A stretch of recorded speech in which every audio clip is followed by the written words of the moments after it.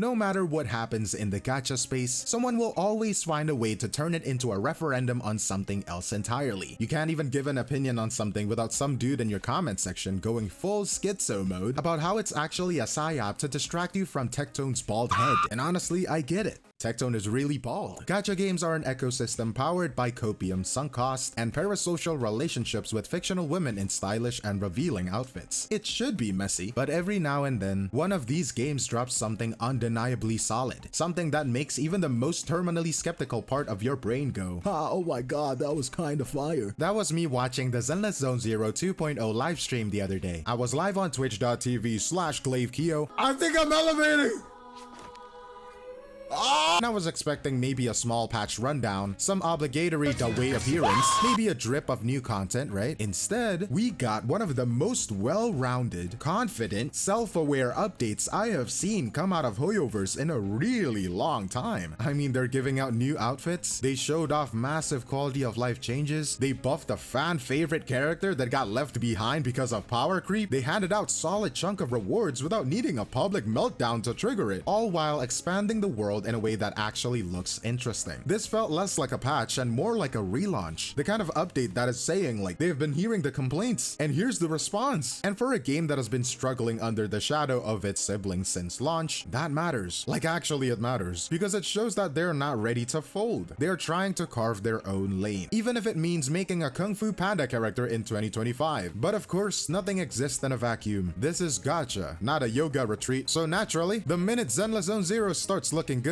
the claws came out from the usual suspects who treat Wuthering Waves and Zenless Zone Zero like a warring nation states. And because I cover Wuthering Waves a lot, apparently I have now been drafted into the conflict against my will. My comment section is basically a battlefield. So yeah, there is a lot to unpack here, and not just about the update itself, but about the way players reacted and how it compares to Wuthering Waves 2.3 and why maybe, just maybe, we should stop acting like one game getting better automatically means that the other is doomed. Let's dive into it.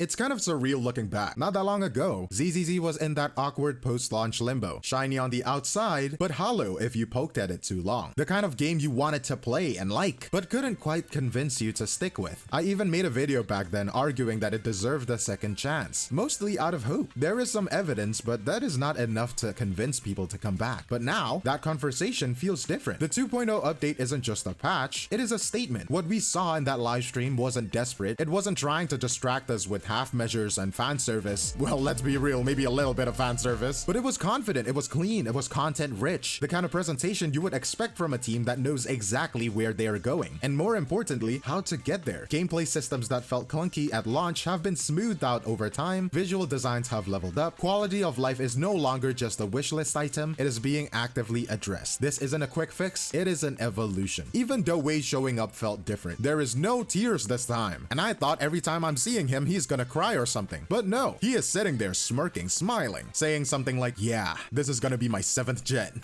Anniversary patches in gacha games are usually a toss-up. Either you get something forgettable slapped together in 2 weeks, or you get the kind of update that feels like the devs finally woke up and remembered people still play their games. Zenless Zone Zero 2.0 is the latter. Let's start with the characters. Yu-Shen is the obvious highlight. She is basically what happens when you hand animators too much caffeine and tell them to make the character unreasonably hot. Every time she is on screen, it is like my brain hits a motion detecting tripwire. It's like I have to watch. The panda character is also there, and I say that with affection. He is wearing a literal wok as a hat and throwing hands like Po from Kung Fu Panda's lost cousin. It is dumb in the best way possible. There's also this tiger girl, Jufufu or something. I think she's kind of cool. She is like the fire version of Nekomata. Animation power creep, but it is what it is. The skins are surprisingly well thought out too. And there is the free Bell and Wise outfits. Unlocked through the main story. It is such a small thing, but tying cosmetic changes into actual narrative progression makes them feel earned. Immersive even. Like you're not just playing dress up, you are reflecting the world around you. And in 𝗖𝗆𝗵𝗵𝗵 Peninsula, with its Cantonese dialects, that detail matters. It roots in a patch in a setting with actual identity. They did preview a big new story chapter, Where Clouds Emplace the Dawn, which is a poetic title until you realize Hoyoverse once again couldn't help themselves and spent 30 uninterrupted minutes spoiling the entire thing live. At this point, it is less a preview and more like a PowerPoint summary of all the cool things that you won't get to discover on your own. Maybe someday they will learn how suspense works. As for events, it is a mixed bag. There is some obvious filler, there is some fetch quests and login dailies that feel like they were left in the oven for too long, but then you also get this event where you literally pilot a mecha that fires rockets, which is so aggressively over the top that it loops back around to being charming. And the Bangbu mini games are always a win. Like, say what you want about the writing, right? But those little guys carry the game on their backs, or whatever they're running on, right? And honestly, it is not just about the content, they finally fixed the structure. We have a 3D map now, a mini map, a better UI that doesn't make you feel like you're navigating tax software, and the story skip function, it is huge. Not everyone wants to crawl through hours of earlier content just to see what is new, and now you don't have to. Put it all together and yeah, it actually feels like an anniversary, not a marketing event, but a milestone, the kind that makes you think maybe this game does have a future. Let's talk meta for a second though, because while Zenless is styling its way through a very flashy 2.0 patch, there is an elephant in the room, and her name is 𝗖cie𝗽𝗆𝗵𝘁. Mechanically, she might just be too good, and when you start comparing her to older DPS, yeah, it is not exactly subtle. The gap is there. You can feel it, even if you don't want to say it out loud. But hey, she animates like a dream, so we suffer in silence, right? Except the devs didn't stay silent. They did an Ellen Joe buff, which by the way tells you two things. One, the devs are watching, and two, they're willing to course correct even mid-cycle if a character is falling behind. And of course, it just made all of the elitists sound so funny. There is no power creep, you're just building your characters wrong, bro. Skill issue. If the devs themselves are buffing someone, that is not a build issue, that is an admission of guilt. So don't defend that stuff, brother. You're making yourself look like a clown. But here's the thing, I actually respect it. Power creep is inevitable in any long-term live service game. The real problem is when people pretend that it isn't happening. Or worse, when they gaslight you into thinking that you're the problem. Zenless Zone Zero didn't do that. They said, yeah, this needs a fix, and then actually did something about it. It doesn't solve anything, but it is a rare move, and it makes future balance changes feel a little less like wishful thinking. Alright, let's talk rewards, because for once, the anniversary drops are actually solid. 30 free pulls, a standard 5-star selector, 5-star weapon ticket, boo pawns, and a bunch of materials. There is not really a catch here. There is no spend to unlock tier 2 rewards gimmick. It is just good stuff. And sure, it is mostly aimed at helping new or returning players to catch up. If you have been playing since launch and already have a maxed roster, a lot of this might not move the needle for you, but that is fine. It still feels generous without throwing off the game's overall balance. And look, after what Wuthering Waves just pulled with their 2.3 anniversary, this is kind of clean. There is no nonsense. It just feels like generosity a little bit. 𝗖𝗍𝗍's rewards feel like they were designed by people who actually pay attention to the community, not just the numbers on a spreadsheet, but real players with real expectations. It is not over the top, it is not rage bait, it is just the kind of well-earned goodwill that should be the new standard. Not a one-time surprise, not a desperate apology or a tear on stage, just the baseline. Because the second you start treating your player base like they matter, they actually want to stick around. How about that? But I need to address the weird drama I've been seeing pop up, especially in my comment section, because for whatever reason, some Zenless Zone Zero fans decided to brigade my Wuthering Waves video, like completely unrelated content. You would scroll down and suddenly it's like, Zenless Zone Zero better anniversary. Oh, Wuthering Waves has got an EOS. Cool. Thank you for the insight, random user that has no life. I'm just kidding. And here's the thing. Most Zenless Zone Zero are chill players. They are genuinely excited about the game. They are happy to see it improve, just enjoying the patch. But there is like a vocal minority that is clearly out for blood. The second you praise one game or give another game constructive feedback, suddenly you're either a shill or a hater, and there is no in between. Like, sorry, I guess. But to clarify my stance, yes, Zenless Zone Zero's 2.0 is a better anniversary patch. It had the structure, it had the rewards, it had the polish. It was also a region update. Wuthering Waves, on the other hand, was a filler update. I would hope that it's a better update. The thing is, it doesn't magically erase everything Wuthering Waves did right. WuWa had a 5-star selector at launch, a free 5-star weapon, and a whole beginner banner built around easing players in. You didn't have to wait for a milestone or an anniversary. That was the default experience. That is not nothing. So yeah, the comparisons are going to happen. That is normal, but the context matters. Zenless Zone Zero is catching up. WuWa is holding ground. It is not a dead match. It is two different dev teams trying to figure out what works, and both games are still evolving. Maybe let them do that. Now let's zoom out a bit, because while this patch looks like a celebration on the surface, there's new characters, fresh region, flashy story teasers. It is also very obviously a strategic move. This wasn't just about fan service, it was about growth. And that new season skip feature, yeah, meta that wasn't made for existing players, right? That is onboarding tech. That is not let's scare off new players with hours of mandatory backstory, kind of like Honkai and Genshin. And you know what? It is smart because Zenless Zone Zero isn't performing at the same level as Honkai or Genshin. It is still lagging in global mindshare, and Hoyoverse knows it. This patch is recovery and expansion. They are not just rewarding the current fan base, they're trying to grow it, which doesn't mean the game was bad before. It means they're adapting to feedback and trying to make the game more accessible, more appealing, more worth your time. And honestly, that is the kind of pivot most studios are too stubborn or too slow to make. So yeah, it is calculated, but it is also commendable. But anyways, 𝗖𝗍 2.0 isn't just a solid patch, it is a statement, one that says the devs are listening. This was the moment the game actually earned its second win. Not because they slapped a new banner on it or shoved another region in, but because the update felt intentional. Every piece of it, the quality of life, the onboarding, the region design, the event structure, it was clearly aimed at fixing real problems and making the game sustainable. And honestly, that deserves credit. Now, that doesn't mean the game is fixed. There are still cracks. Power creep is creeping in. They spoiled half of the damn story arc in their own livestream, and not everyone is going to love the direction they're taking with the new characters kits or aesthetics. But this is rare in Gacha. The devs are trying. You can feel it. It is not just PR copy anymore, and that effort, it matters. In a genre where most studios would rather gaslight you with a glowing patch notes and say everything is working as intended, seeing actual course correction is a bigger deal than it looks. But that is all from me, Glaivekiyo, and I'll see you in the next one. Cheers.